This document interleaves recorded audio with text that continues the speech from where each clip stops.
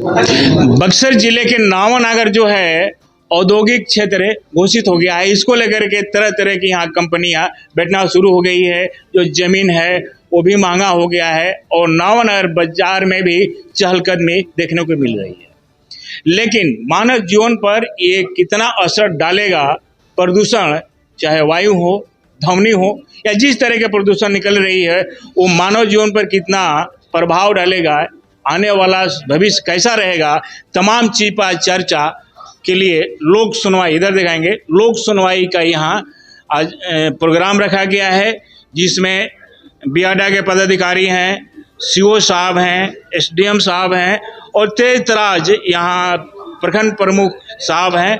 इधर के भाग दिखाएंगे जो भी लोकेलिटी के हैं, बुद्धिजीवी, समाज सेवी और प्रतिनिधि भी आए हुए हैं। और सबसे पहले हम बियाडा से जो पदाधिकारी हैं उनसे जान लेना जरूरी है कि क्या गाइडलाइन है, क्या मापदंड है। स्थापना तो हो रही है बड़े बड़े फैक्ट्री का, लेकिन कहीं ना कहीं मानव जीवन पर प्रतिकूल प्रभाव से संबंधित जानकारी लेना लाजमी है, नहीं तो आगे वाला भविष्य पर शायद खतरा मिलाते दिख रहा है। जो लोग भी रोड से क्रॉस करते हैं शायद तीखा गंध बर्दाश्त नहीं कर पाते हैं, जो उससे एग्जिस्ट पदार्थ निकलती है उसका कहाँ खपत होती है, उसके लिए भी पर्याप्त जगह होना चाहिए। लेकिन इसके पहले हम बात करें, सर बियाडा से कौन आप हैं? अच्छा सर, आप बियाडा से हैं और बियाडा एक भूमि लेकर के और किसी को चिन्हित व्यक्ति को ये करती है, देती है। वो आज यहाँ सर बड़े पैमाने पर भूमि दिया गया है नावानगर में। इसका क्या मापदंड है? जो फैक्ट्री बैठ रही है उसका क्या है मापदंड, बताएंगे? नावानगर क्षेत्र के विकास के लिए औद्योगिक क्षेत्र का विकास किया जा रहा है। हाँ बोलिए। उसमें हम लोग कंपनियों को जो आमंत्रित करते हुए जमीन आवंटित कर रहे हैं और इससे क्षेत्र के विकास में सहयोग भी मिलेगा और विकास भी होगा। लेकिन मानव जीवन पर सर इसका अच्छा प्रभाव नहीं पड़ रहा है। सबसे पहले ना है ना, हम बात करेंगे सर। एडीएम सर हैं तो एडीएम सर से भी पहले पूछ लिया जाए, उस हम लास्ट में जवाब, सारे सवालों का जवाब हम देंगे। अच्छा चलिए, हम एडीएम साहब से बात कर लेते हैं जो कि एडमिनिस्ट्रेशन से हैं, क्या कुछ कर रहे हैं। सर आपकी उपस्थिति हुई है, ये जो सब फैक्ट्री बैठ रही है इससे आम जन को कितना फायदा मिलेगा, मानव जीवन पर कितना असर डालेगा, ये भविष्य पर, माइंड पर, मस्तिष्क पर और हेल्थ पर, इसके बारे में देखिए, जैसा कि बियाडा द्वारा ये प्रस्तावित है औद्योगिक क्षेत्र फेज 2 नवानगर में 400 एकड़ में ये औद्योगिक क्षेत्र जो है वह उसका एरिया है और इसमें खाद्य जो प्रसंस्करण है और जो इथेनॉल से रिलेटेड काम है, जो बायो उत्पाद है और भी अन्य कुछ सिलेक्टेड एरियाज़ हैं, उसमें उद्योग स्थापित किए जाएंगे। इससे सबसे पहले तो रोज़गार की संभावना है, यहाँ लोगों को अच्छा रोज़गार मिलेगा और जीवन स्तर जो है वह बढ़ने की संभावना है। साथ ही साथ अच्छा एक चीज़ और जानना चाहेंगे। हाँ। इस लोकेलिटी वाले वंचित रह जाते हैं फैक्ट्री में काम करने से, लोग इसका हवाला दे देते हैं कि लोग यूनियनबाजी करेंगे, लोकल के हैं, ये हवाला दे करके लोग किनारा कर देते हैं और दूर दराज वाले आकर के कहीं ना कहीं इसमें नौकरी करते हैं। इसके बारे में क्या? नहीं, अभी इसी के बारे में परिचर्चा हो रही थी और लोगों के द्वारा यह सवाल भी उठाया गया है और हम लोगों ने ये बात करके ये अपना जो हमने इन्हें सुझाव भी दिया है कि ये बात जाके रखें और इसमें ट्रांसपेरेंसी रखें कि जो लोगों को रोज़गार मिलेगा उसमें किस हद तक यहाँ के लोकल लोगों को शामिल किया जाएगा, उसमें पूरा ट्रांसपेरेंट रहे और लोगों को जानकारी भी इसको देना जो है वह सुनिश्चित करेंगे और ये बात जो है अपने उच्चाधिकारी को जाके जो पटना में रखे ये बात। तो ये बात आई है हमारे सामने और जो इनको बता दी गई है। जिस पदार्थ है हाँ, जो खराब चीज निकलता है, चाहे राख का मामला हो या धुआं का मामला हो या जिस तरह का चीज, उसका सर कहीं न कहीं होना चाहिए डंपिंग, जहाँ एक अस्थायी जगह पर हो, नहीं वो तो दूर दराज एरिया में, ताकि वहाँ पर आन जान किसी का नहीं हो। इसके बारे में क्या? नहीं, वो तो ठीक है कि पर्यावरण पे जो उद्योग जो भी लगाया जाता है तो उसका असर पड़ता है, और उसकी रोकथाम के लिए हमारे यहाँ स्टैंडर्ड भी बना हुआ है सरकार के द्वारा, और जो इन्वायरमेंटल जो भी हमारे यहाँ जो मॉनिटरिंग करने वाले एजेंसीज़ हैं उनके द्वारा जो है ये सुनिश्चित किया जाता है कि प्रतिकूल प्रभाव कम से कम पड़े।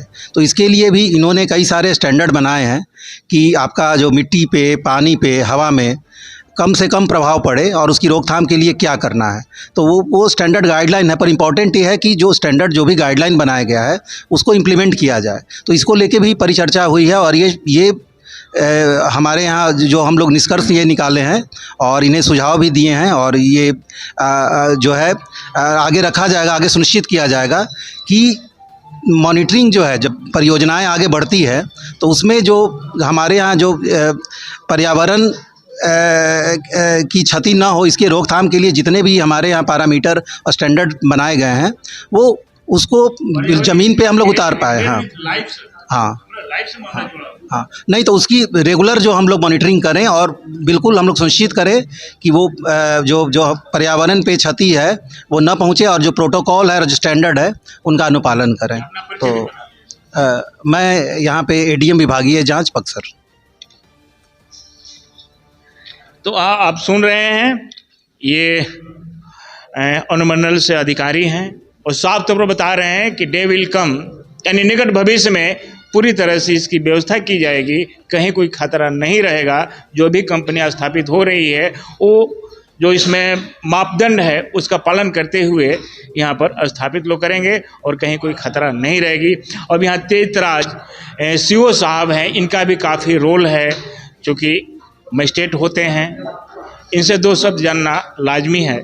सर, आपकी ही प्रखंड में सर स्थापित हो रही है बड़े बड़ा कंपनी, जी क्या कहेंगे मानव जीवन को लेकर के, यहाँ के लोकेलिटी को लेकर के, कितना लोग प्रभावित होंगे, कितने लोग को जॉब मिल सकता है? ये तो बहुत अच्छी बात है कि भाई नवानगर प्रखंड को चुना गया है इसके लिए कि इतना बड़ा 400 एकड़ से ऊपर का औद्योगिक क्षेत्र यहाँ बन रहा है। तो इसके इम्पैक्ट तो पॉजिटिव इम्पैक्ट ही बहुत ज़्यादा होंगे, मुझे लग रहा है। रोज़गार बढ़ेगा, यहाँ का डेवलपमेंट बढ़ेगा। अब जैसे आप इन्वायरमेंट की बात कर रहे हैं तो देखिए इन्वायरमेंट पर इम्पैक्ट होगा, लेकिन हम उसको कितना मिनिमाइज़ कर सकते हैं वही चीज़, उसी चीज़ के लिए पहल की गई है।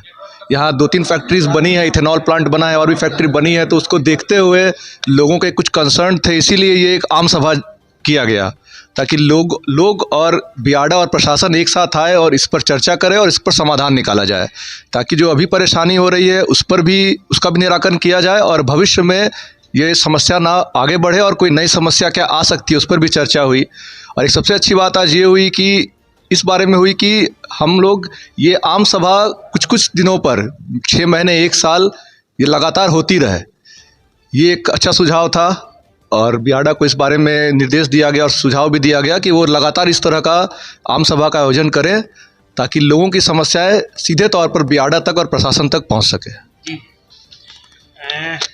आगे हम बात कर लेते हैं यहाँ के प्रखंड प्रमुख जो तेजतराज हैं, लॉयर भी हैं, एडवोकेट भी हैं और राजनीति में भी लंबा अनुभव रखते हैं। उनके पास बहुत सारी शिकायत मिली थी जिसका वो व्यक्त किए थे, उनसे भी जानना लाजमी है। प्रमुख साहब, आप ही के प्रखंड में सर बहुत सारा लंबा फैक्ट्री बैठ रही है, वो मानव जीवन पर कितना सर असर डालेगा?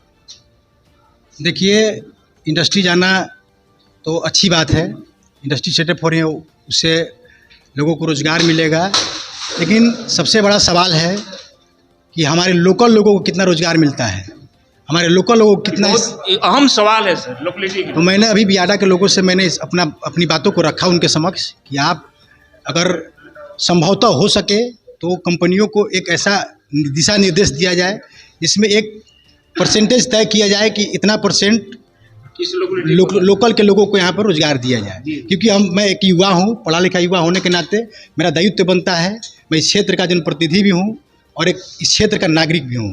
इस क्षेत्र का नागरिक होने के नाते मेरा ये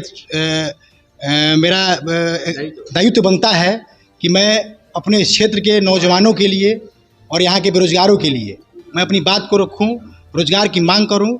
और मेरा आपके इस न्यूज़ चैनल के माध्यम से अपील है कि जो भी कंपनियां यहाँ इंडस्ट्री सेटअप कर रही हैं वो यहाँ के लोगों को प्राथमिकता दे ताकि यहाँ के लोगों को, नौजवानों को, युवाओं को रोज़गार मिल सके। बहुत बहुत शुक्रिया महत्वपूर्ण जानकारी के लिए। तो आप देख रहे हैं साफ तौर पर प्रमुख साहब बता रहे हैं कि अच्छी बात है कि यहाँ क्षेत्र डेवलप कर रहा है, लेकिन स्वास्थ्य का भी ख्याल रखा जाए और इस लोकेलिटी के नौजवानों को भी जगह दिया जाए। फिलहाल इस खबरों के साथ बने रहें PM तक के लिए। मैं हूँ रामराज सिंह, नावानगर, बक्सर। बक्सर जिले के नावानगर